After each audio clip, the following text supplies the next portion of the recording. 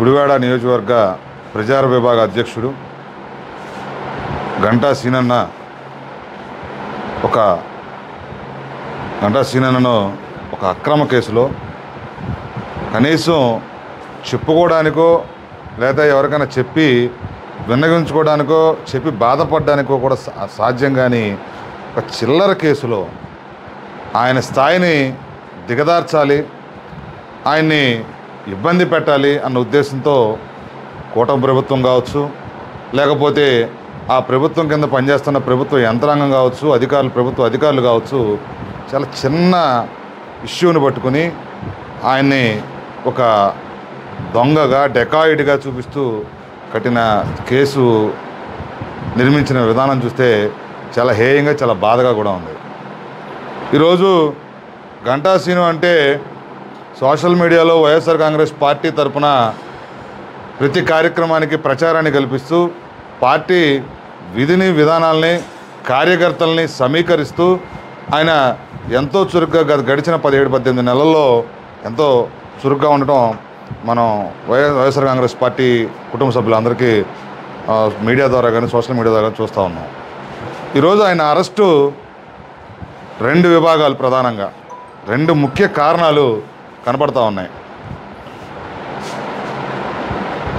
ఆయన మొన్న సీతారాముల మోటూరు రామాలయంలో జరిగినటువంటి ఆర్థిక లావాదేవీల విషయమై ఆ గుళ్ళో ప్రజల డబ్బుతో జరగాల్సిన ఉత్సవాల్లో లెక్కలు, అలాగే అవకతవకల గురించి, అవినీతి గురించి అధికారుల పైన కలెక్టర్ గారి వరకు వెళ్ళి ఈయన ఆ లెక్కలు తేల్చమని అడగటం, ఈయన ఒక కంప్లైంట్ ఇవ్వటం, అది విచారణ దశకు చేరుకుంది.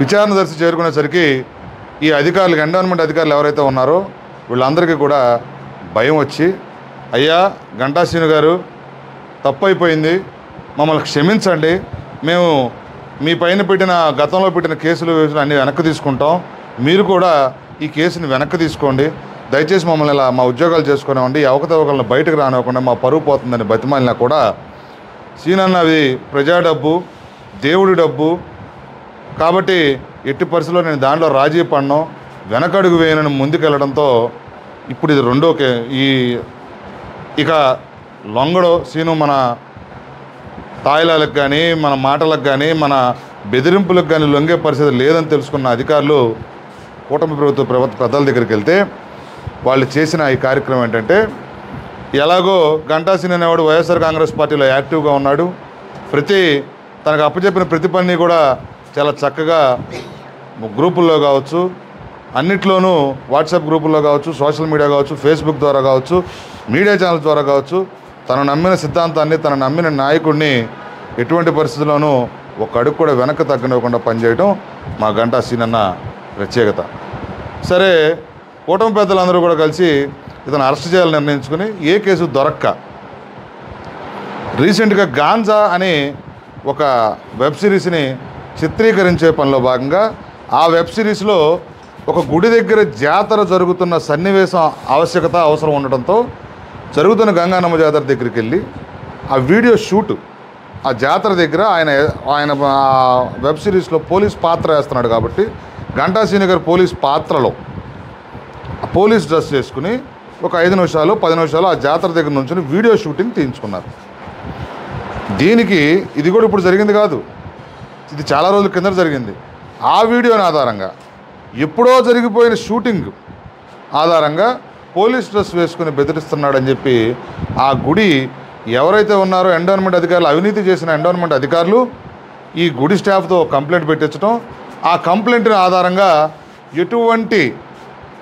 ఎటువంటి ఇన్వెస్టిగేషన్ చేయకుండా వెంటనే అర్ధరాత్రి పూట అపరాత్రి పూట పొద్దున్న అక్రమ అరెస్ట్ చేసేసి పోలీసులు తమ చేతులు దులిపేసుకున్నారు. ఇలా చూసుకుంటే ఇదే గుడివాడ నుంచి చాలామంది నటులు, ఎన్టీ రామారావు కావచ్చు, అక్కినేని నాగేశ్వరరావు కావచ్చు, ఇంకా చాలామంది నటులు ఈ గుడివాడ చుట్టుపక్కల ప్రాంతాల నుంచి వెళ్ళారు. అలాంటి నటన ఆయన చేసింది ఒక వెబ్ సిరీస్లో నటిస్తున్నాడు, అది ఆయన హాబీ.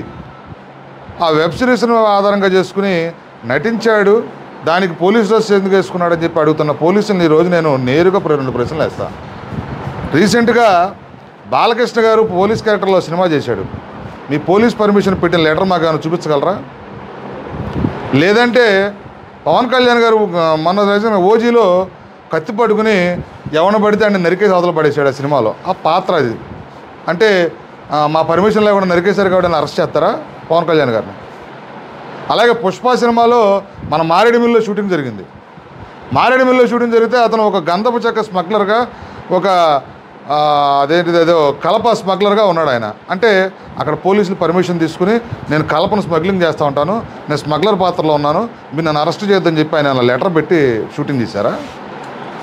కనీసం అరెస్ట్ చేసేటప్పుడు మమ్మల్ని అరెస్ట్ చేసినట్టు 307 లేకపోతే ఇంకొకరిని అరెస్ట్ చేసినట్టు SC ఎస్టాబ్లిష్డ్ కేసో లేదా ఇంకెవరినో రేప్ కేసో పెడితే కనీసం మీరు ఏదైనా ఆయన చేసేయడమో అని ప్రజలు నమ్మేదానికన్నా ఆస్కారం ఉంటుంది. కానీ ఏదో పోలీస్ పాత్ర డ్రెస్ చేసుకున్నాడు కాబట్టి మేము అరెస్ట్ చేసాం, రిమాండ్కి తరలించాం.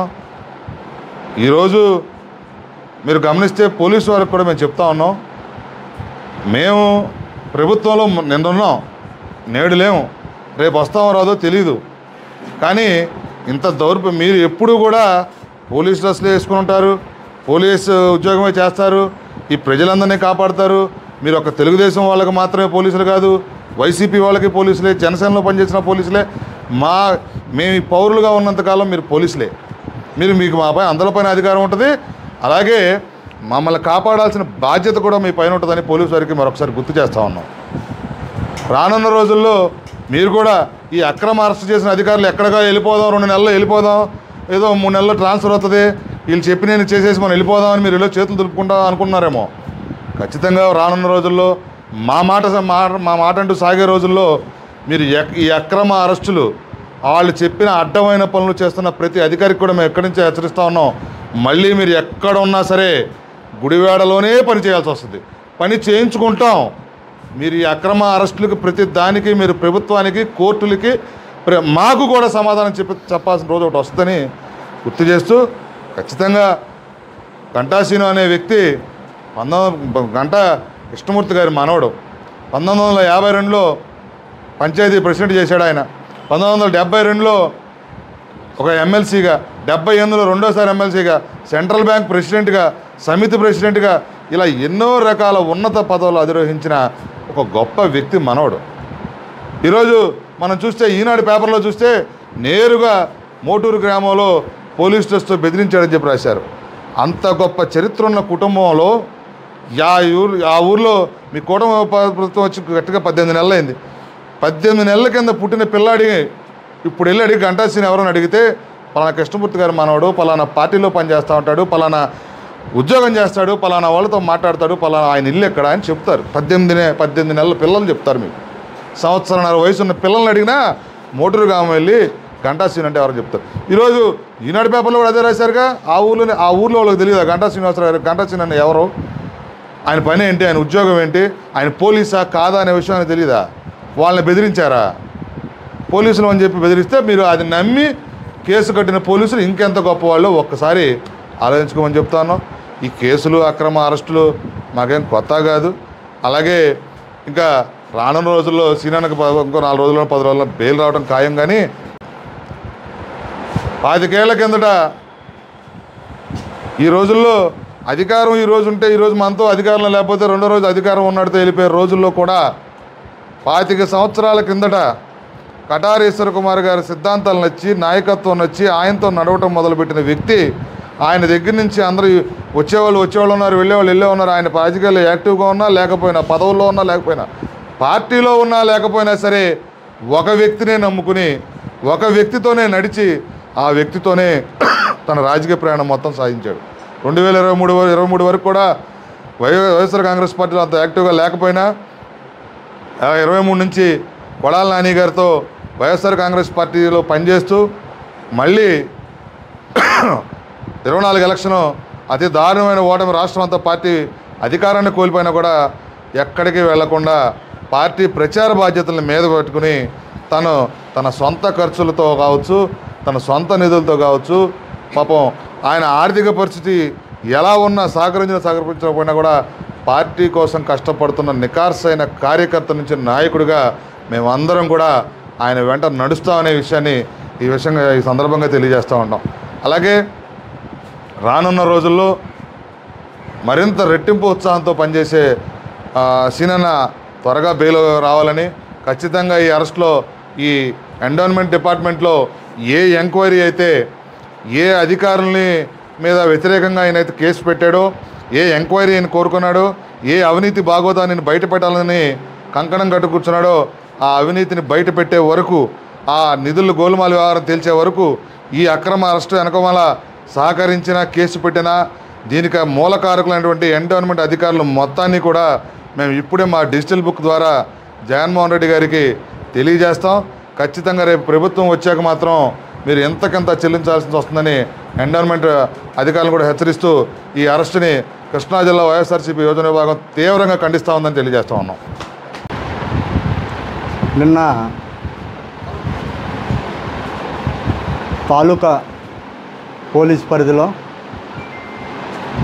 మా మోటూరు గ్రామానికి చెందిన నాకు అన్నయ్య అవుతాడు గంటా శ్రీనివాసరావు, తన అక్రమ అరెస్టుకు నిరసనగా ఈరోజు గుడివాడ వైఎస్ఆర్ కాంగ్రెస్ పార్టీ కార్యాలయంలో ఇలా మీడియా మిత్రుల ఆధ్వర్యంలో ప్రెస్ మీట్ పెట్టడం జరుగుతుంది.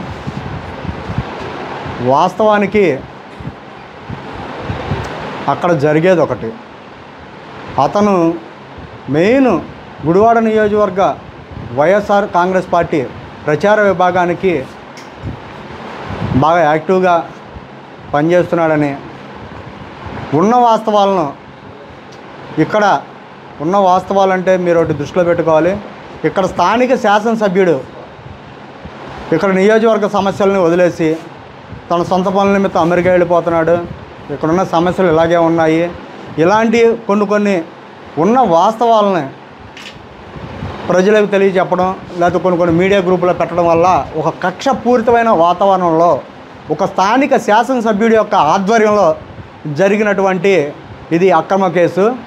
నేనే స్వయంగా వెళ్ళి తాలూకా పోలీస్ స్టేషన్కి, ఏంటి సార్ మా అన్నయ్య మీద ఏం జరిగింది, మీరు ఎందుకు అరెస్ట్ చేశారని అంటే, మా ఎస్ఐ యూనిఫామ్ వేసుకొని మీ ఊర్లో దందాలు చేస్తున్నాడు అని చెప్పి మాకు కంప్లైంట్ ఇచ్చారు, బెదిరిస్తున్నాడని చెప్పన్నారు. నేను దానికి నిజంగా అది జోక్గా అనుకోండి, సీరియస్గా అనుకోండి పోలీసు వారు. నేను అన్నా, సార్ మా ఊళ్ళో కూడా పెట్రోల్ ధర వేషంతో మీ యూనిఫామ్ వేసుకొని వస్తారు సార్, ఒక పిచ్చ గన్నోడు పుచ్చుకొని, మరి వాళ్ళని కూడా మీరు అరెస్ట్ చేస్తున్నారా అని చెప్పానన్నా. దానికి సమాధానం లేదు, లైట్గా స్మైల్ ఇస్తూ, కాదండి మేము చేయగలిగేది ఏం లేదు అంటే. ఇక్కడ ఉన్న పోలీసు వారు కూడా అంటే వాస్తవాలు విచారణ అనేది లేదు. మీకు ఎందుకంటే ఆ యూనిఫాము ఎల్లో షర్ట్ వేసుకొని ఉద్యోగాలు చేసేదానికి ఇలా అన్యాయంగా ఒక ఫ్యామిలీని, ఒక కుటుంబాన్ని అరెస్ట్ చేయడం అంటే, ఆ వ్యక్తి జైల్లో మనుగడ గడపడం అంటే ఆ కుటుంబం పడే ఇబ్బందులు తెలుసు మీకు. అవి కూడా వాస్తవాలను దృష్టిలో పెట్టుకొని విచారణ చేయాలి. కాబట్టి మీరు అరెస్ట్ చేసిన వ్యక్తి ఆ ఫ్యామిలీ క్యారెక్టర్ ఏంటో, అతను పూర్వపరాలు ఏంటో, అతను బ్రతికేంటో, గతంలో ఆ కుటుంబం యొక్క పరిస్థితులు ఏంటో మీకు తెలుసా? అతను ఒక 4 దశాబ్దాలుగా ఎమ్మెల్సీగా ఉన్న గంటా కృష్ణమూర్తి గారు మా తాతగారు, ఆయన వారసుడు, ఆయన మనవడు. మీరు అది కూడా పరిగణలో తీసుకోవాలి. ఇప్పుడున్న గెలిచిన వ్యక్తికి మీరు తొత్తులుగా పనిచేసి మీరు ఆయన మెప్పు పొందాలనే ఉద్దేశంతో ఇలాంటి పిచ్చి కేసులు కట్టొద్దని చెప్పి నేను విజ్ఞప్తి చేస్తూ ఉన్నా. మీరు చేయలేకపోతే మీరు ట్రాన్స్ఫర్లు అయిపోండి, అంతేగాని ఇలా ఇబ్బంది పెట్టాలని. గతంలో కూడా నేను పేరెత్తి మరి అంటే గతంలో నా గ్రామంలో జరిగిన ఇన్సిడెంట్ను కూడా నేను గుర్తు చేయదలుచుకున్నాను. పెర్నేని వెంకటేశ్వరరావు గారు మంత్రిగా ఉన్న టైంలో ఇలాగే పిచ్చ కేసులు కట్టించి విలేజ్లో ల్యాండ్ ఆర్డర్ ప్రాబ్లం క్రియేట్ చేసి హత్యా రాజకీయాలకి దారితీసిన పరిస్థితులు ఒక పెర్నేని వెంకటేశ్వరరావు గారు గడత దక్కింది ల్యాండ్ అక్విజిషన్ నేపథ్యంలో. మీరు దయచేసి ప్రశాంతంగా ఉన్న గ్రామాన్ని అదే విధంగా ఉంచి మీరు అసమర్థతనంగా ఉన్నారని చెప్పి మీతో పాటు మీ జెండా మోసిన కార్యకర్తలే ఇవాళ మీరు ఊరు వస్తే అడ్డుకునే పరిస్థితి. మొన్న మీరు ఊరు వచ్చినప్పుడు ఇక్కడ ఉన్న స్థానిక శాసనసభ్యుని నేను నిలదీసి అడుగుతున్నాను, మిమ్మల్ని మా గంటా కృష్ణమూర్తి గారి విగ్రహం దగ్గర మిమ్మల్ని మీకు జెండా మోసిన నాయకులు అడ్డుకున్నారా లేదా? ఎందుకు అడ్డుకున్నారు? మీరు పోయిన డిసెంబర్ నెలలో చెరువు ఎండగట్టారు. ఏది ఈ చెరువు నేను సుందరవందనంగా చేస్తాను, మీకు మంచినీళ్ళు ఇస్తానని చెప్పి. ఇవాళకి సంవత్సరం అవుతుంది, మీరు చేయలేకపోయారు. దాన్ని మా వాడు ప్రశ్నించాడు మిమ్మల్ని. అది మనసులో పెట్టుకొని కక్షపూరితంగా మీరు చేస్తున్న భాగం ఇది. ఇంకొకటి, ఈ రోజున మాకు సీతారామస్వామి టెంపుల్ అనేది రెండో భద్రాద్రికి అపర భద్రాద్రిగా పేరు.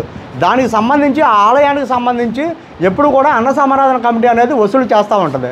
ప్రతి గ్రామంలో ఉన్న ప్రతి ఒక్క పౌరుడు అడిగేటువంటి అర్హత, హక్కు ఉంది. ఏది లావాదేవీల నిమిత్తం, అరే బాబు మనకి ఈ సంవత్సరం ఎంత వచ్చింది, ఎంత ఖర్చు పెట్టారు, మనం ఏమైనా చేయాలా, అసలు ఏంటని చెప్పి అడిగే హక్కు ప్రతి గ్రామంలో ఉన్న ప్రతి ఒక్కరికి ఉంటుంది, రాజకీయాలకు అతీతంగా.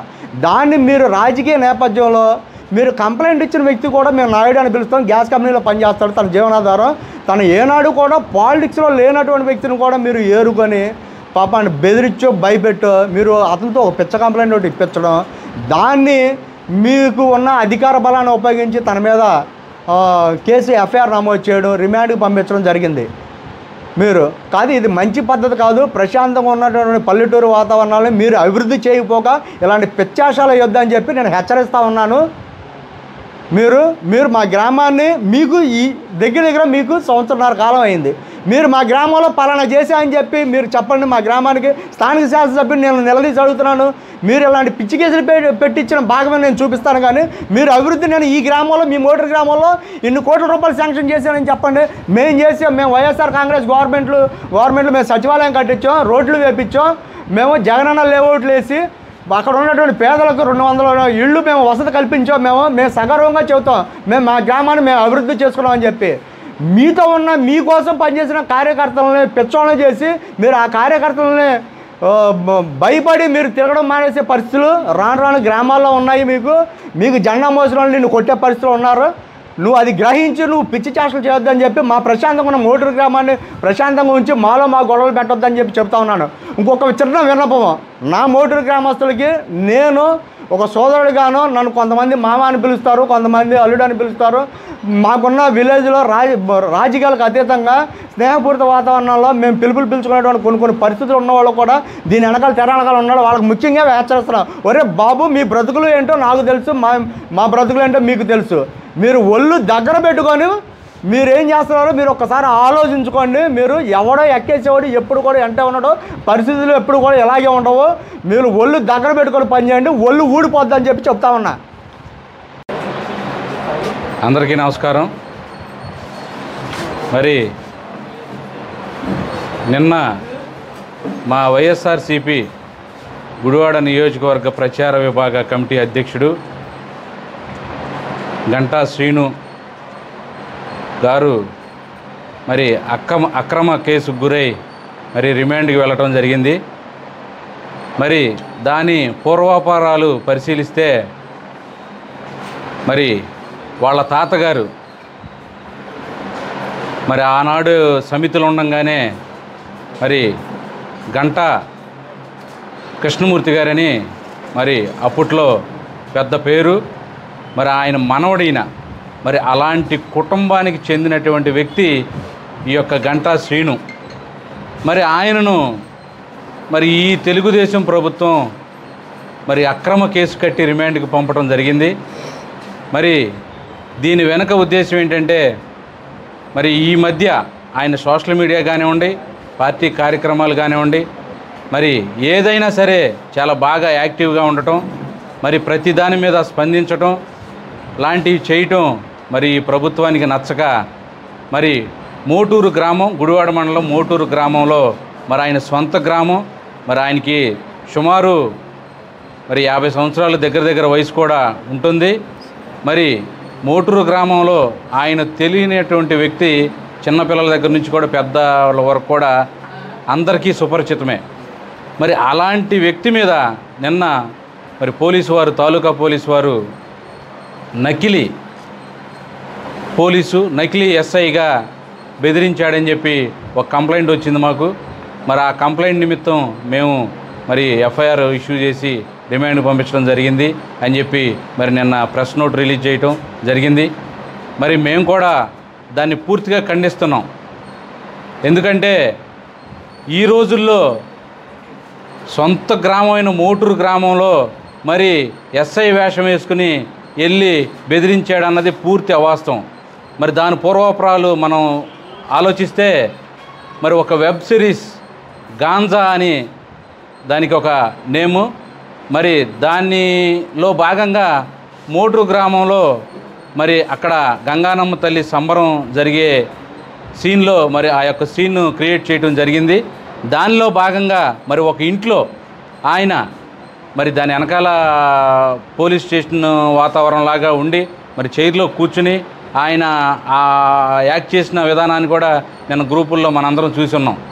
మరి దాన్ని వీళ్ళు కంప్లైంట్ ఇచ్చిన దాని మీద నకిలీ పోలీసుగా వెళ్ళి వ్యక్తులను బెదిరించాడని చెప్పేసి మరి మాకు కంప్లైంట్ వచ్చింది. అందువల్ల మేము అరెస్ట్ చేసామంటున్నారు. అది పూర్తిగా అవాస్తవం. కేవలం ఆ సన్నివేశం ఏంటంటే గాంజా వెబ్ సిరీస్ గాంజా అనే ఒక మూవీ, ఒక ట్రైలర్ దానికోసం క్రియేట్ చేసినటువంటి దృశ్యం అది.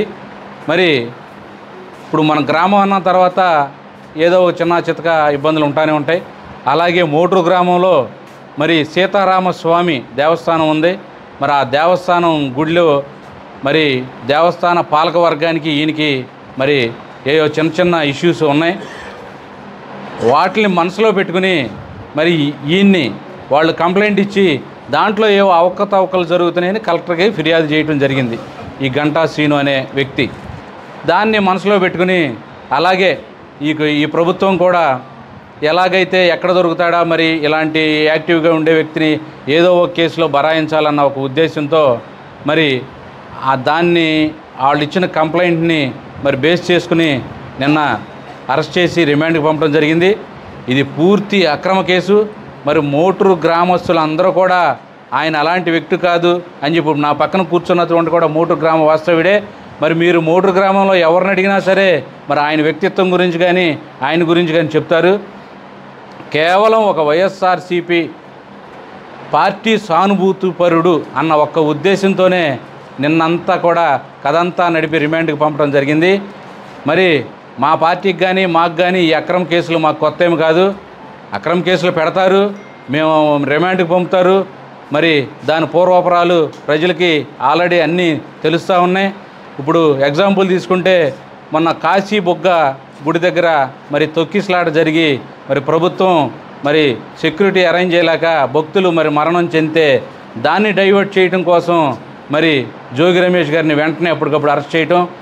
మరి అలాగే ఏదన్నా ప్రభుత్వానికి వ్యతిరేకంగా ఏదన్నా వస్తుంది అనుకుంటే ఈ వైఎస్ఆర్ కాంగ్రెస్ పార్టీ సానుభూతి పరులను లేకపోతే నాయకులను ఏదో ఒక ఇష్యూతో అరెస్ట్ చేయడం, దాన్ని డైవర్ట్ చేయటం, ఇట్లా ఈ ప్రభుత్వం డైవర్ట్ పాలిటిక్స్ మరి చేయటం జరుగుతూ ఉంది. మరి ఇది మంచి పద్ధతి కాదు. మరి మా గుడివాడలో మరి ఇలాంటి సంఘటనలు ఎప్పుడూ లేవు. మరి గత ప్రభుత్వంలో మేము చూసాం. మేము కూడా ఎవరి మీద అక్రమ కేసులు అలాంటివి మేము మరి ఎప్పుడు కూడా మా పార్టీ వాళ్ళు కానీ మేము కానీ చేయలే. మరి ఇది గుడివాడకి ఒక కొత్త చరిత్రలాగా ఉంది. మరి అక్రమ కేసులు పెట్టడం, సంబంధం లేని కేసులు పెట్టడం, ఇబ్బంది పెట్టడం, మరి ఇవన్నీ కూడా ఎంతో కాలం నిలబడవు. మరి దయచేసి మరి కాలం ఎప్పుడు ఒకరికే ఉండదు. మరి కాలం అనేది మారుతూ ఉంటుంది. దయచేసి నేను ఇట్లాంటి అక్రమ కేసులు పెట్టే వ్యక్తులకు ఒకటే చెప్తా ఉన్నా, కాలం ఎప్పుడు మీ వెనకే ఉండదు. మరి కాలం మాకు కూడా అవకాశం ఇస్తుంది. మరి అలా అవకాశం ఇచ్చినప్పుడు మరి ఇవన్నీ కూడా మేము మర్చిపోలేము. ఎందుకంటే గాయం అయిన చోట మరి మనసు బాధగా ఉంటుంది. మరి దాన్ని బట్టి తదుపరి చర్యలు కూడా ఉంటాయని చెప్పి ఈ వాతావరణం మంచిది కాదని నేను మీకు విన్నవించుకుంటూ సెలవు తీసుకుంటాను.